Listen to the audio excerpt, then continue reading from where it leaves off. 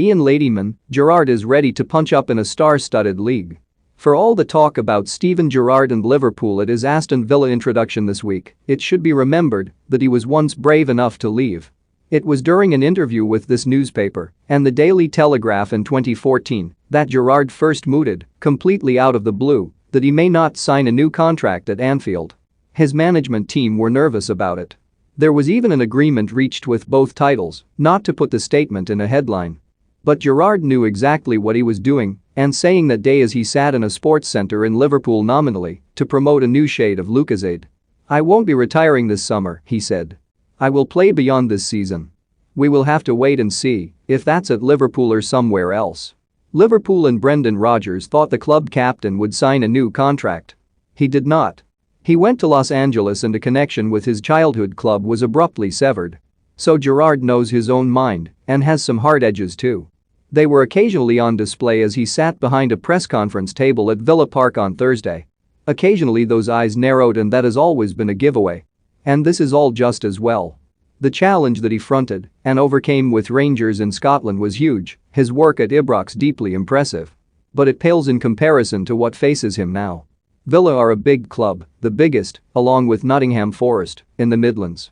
But they are not an elite club, despite their chief executive Christian Perslow's neat reminder that they once won the European Cup. That was in 1982. They wish to move forward and to do so without much pause. They talk of a 5-year plan that has stalled.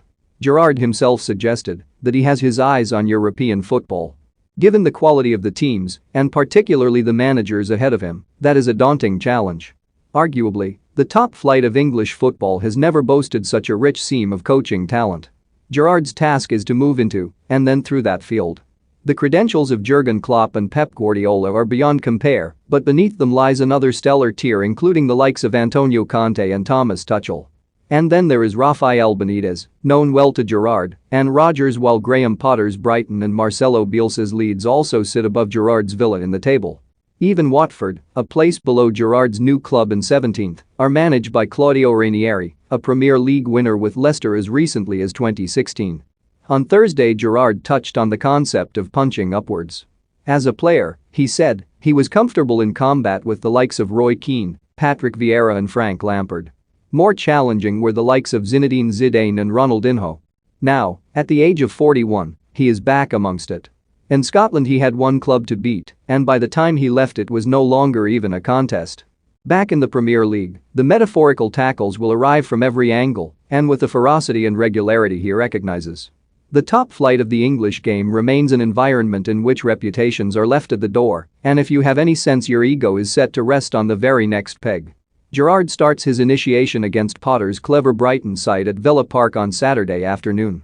In all likelihood, they will quickly tell Gerrard much of what he needs to know.